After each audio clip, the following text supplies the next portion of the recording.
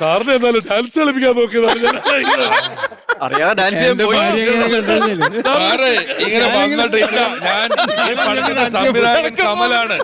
ഞാനിത് ചെയ്യാം. അങ്ങനെ പുള്ളി ഞാൻ ഇടയ്ക്ക് പിടിച്ചു. മറ്റേ ഞാൻ അനുഗ്രഹം വാങ്ങിച്ചത് കോഴിക്കോട് ഒരു ഇവന്റ് നടക്കുക. അപ്പൊ നമ്മുടെ സന്തോഷ് ശിവൻ സാറ്, സന്തോഷ് ശിവൻ ഉണ്ടല്ലോ ക്യാമറ, സന്തോഷ് ശിവൻ സാർ അവിടെ ഇരിക്കുകയാണ്. ഞാൻ സന്തോഷ് ശിവൻ സാറിനോട് മിണ്ടിക്കൊണ്ടിരിക്കുകയാണ്. അപ്പൊ റീമി ടോമി നേരെ ഹോളിലോട്ട് കയറിയപ്പോ കുറച്ച് പേരൊക്കെ ഉള്ളൂ. സന്തോഷ് ശിവൻ സാറൊക്കെ ഇരിക്കുന്ന ഒരു ക്യാബിൻ ആയതുകൊണ്ട് അവിടെ കുറച്ച് പേരേ ഉള്ളൂ. ഉള്ളി തൊപ്പിയൊക്കെ ഇട്ടിരിക്കുമ്പോ റീമി ടോമി നേരെ അടുത്തേക്ക് വന്നിട്ട് തൊട്ട് തൊഴുതു. സന്തോഷ് ശിവന്റെ മുഖത്ത് നോക്കി. ഞാനടുത്ത് റീമി എന്തിനാ ഇത് ചെയ്തതാണ് ഇങ്ങനെ തൊട്ട് നോക്കിയാൽ നോക്കിട്ട്, അയ്യോ ഹരിഹരൻ സാർ അല്ല,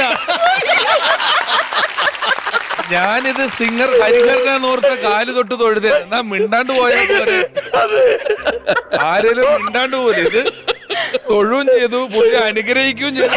പറയാ അയ്യോ ഇത് ഹരിഹരൻ സാർ അല്ല, ഞാൻ ഹരിഹരനാന്ന് ഓർത്തിട്ടാണ്. ശരിക്കും നല്ല സാദൃശ്യം ഉണ്ടായിരുന്നു. അത് ചെയ്യാ. അതാ ഞാൻ പറയാ, സാറ് ഇങ്ങനെ നിൽക്കുമ്പോ എന്റെ കസ്തൂരി ഞാൻ സാറില്ല വിഷ്ണുലോകം ഞാൻ ഡയറക്റ്റ് സാറിന്റെ ഉള്ളിൽ ഇതെല്ലാം ഉണ്ട്. അല്ലെങ്കിൽ ഇങ്ങനെയൊന്നും പാട്ടോ സിനിമയോ ഇവരെ കൊണ്ട് ചെയ്യിപ്പിച്ചെടുക്കാനൊന്നും പറ്റില്ല. ഈ ഇടയ്ക്ക് ഒരു ഫ്ലൈറ്റ് വരുമ്പോ ജോഷി സാർ ഇരിക്കുമ്പോ ഇവിടെ ഒരു ബെറ്റ് വെച്ച് ഫ്ലൈറ്റ് കഴിഞ്ഞിട്ട്, അയ്യോ ഞാനല്ല, പിഷു അല്ലേ പറഞ്ഞ് ഫ്ലൈറ്റ് ഞങ്ങൾ എല്ലാരും കൂടെ കോഴിക്കോട് ഇതേ സെയിം ഇവന്റില് തിരിച്ച് ഫ്ലൈറ്റ് എല്ലാരും ഉണ്ട്. അത് വന്ന ആർട്ടിസ്റ്റ് എല്ലാം കണ്ണൂർ ടു കൊച്ചി ഒരു ഫ്ലൈറ്റിലാ. അപ്പൊ ജോഷി സാറ്, പിഷു, പിന്നെ ആരാ വിധു, സയനോര, അങ്ങനെ ജോഷി സാർ കുറെ പിള്ളേര് സെറ്റിന്റെ ജോഷി സാറ് മാത്രം അങ്ങ് പുറകില്, ബാക്കിൽ വേറെ കുറെ വന്ന ആർട്ടിസ്റ്റുകളെല്ലാം ഉണ്ട്. അപ്പൊ പിഷു എന്റെ അടുത്ത്, നിനക്ക് ധൈര്യം ഉണ്ടോ ഈ ഫ്ലൈറ്റില് എണീറ്റ് നിന്നിട്ട്? എന്താ നമസ്കാരം, ഈ ഫ്ലൈറ്റ് കൊച്ചിയിലേക്ക് പോകുന്നു, എല്ലാരും സുരക്ഷിതരായിരിക്കും, ധൈര്യം ഉണ്ടോന്ന് ചോദിച്ചു. ചെയ്തു. എന്റെ എയർ ഹോസ്റ്റസ് ഒന്ന് ഞങ്ങളെയൊക്കെ ചെയ്ത് കളിക്കണോട്ടത് ജോഷി സാറും മിണ്ടാതെ ഇതിനകത്ത് ഞാനില്ല, എന്റെ കൂട്ടത്തിൽ പെട്ടതല്ല ഇവരെന്നുള്ള പോലെ നിൽക്കുന്നത്. ഇപ്പോഴും ആ ട്രെയിനിന്റെ സൈഡിൽ ഇങ്ങനെ പുറത്തോട്ട് നോക്കിയിരിക്കുന്ന മഞ്ജു ചേച്ചിയുടെ മുഖം മറക്കാൻ പറ്റില്ല. പക്ഷെ ഷൂട്ട് ചെയ്യുമ്പോൾ ഒരു തമാശകളുണ്ട്. വെളുപ്പം കാലത്ത് 6 മണിക്ക് ഞങ്ങൾ ലൊക്കേഷനിൽ ചെല്ലും. നല്ല മഞ്ഞൊക്കെ ആയിട്ട് ഞങ്ങൾ നല്ല പ്ലെയിൻ, നല്ല ബ്യൂട്ടിഫുൾ ആയിട്ട് ഷോട്ടൊക്കെ വെച്ചു.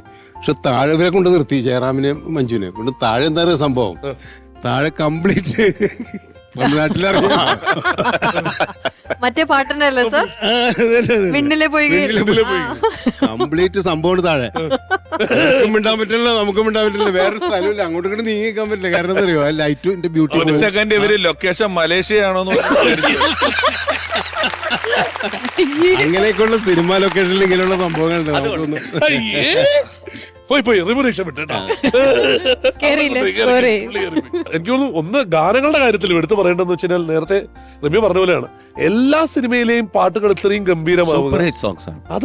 അതും സാറ് ഇപ്പൊ ഞാൻ പറഞ്ഞ അവിടെ തൊട്ട് അവിടെ നിന്നല്ല, മെഴുതിർപ്പോട്ട് ഇങ്ങോട്ട് എടുത്തു കഴിഞ്ഞാൽ എല്ലാം ഉള്ളടക്കം.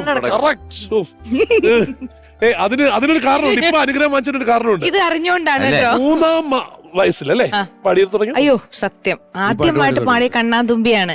ഔസേപ്പച്ചനായിരുന്നു മ്യൂസിക്, ജോൺ ചേട്ടനായിരുന്നു. പിന്നെയാണ് വിദ്യാസാഗർ. വിദ്യാസാഗർ പിന്നീടാണ് മോഹൻ സിത്താര സാർ, അല്ല പിന്നെ രവീന്ദ്ര, എല്ലാരും ചെയ്തിട്ടുണ്ടെങ്കിൽ കൂടുതലും കമൽജിക്ക് വേണ്ടി ചെയ്തിരിക്കുന്നത് എനിക്ക് തോന്നുന്നു വിദ്യാസാഗറാണ്. നമ്മളെല്ലാവരും ചേർന്ന് കമൽ സാറിന് നമ്മുടെ അമൃത ടിവിയുടെ വക, നമ്മുടെ നിറസല്ലാപത്തിന്റെ വക ആദരം. സരി മഗരി മ പനി ദ പ മ പനി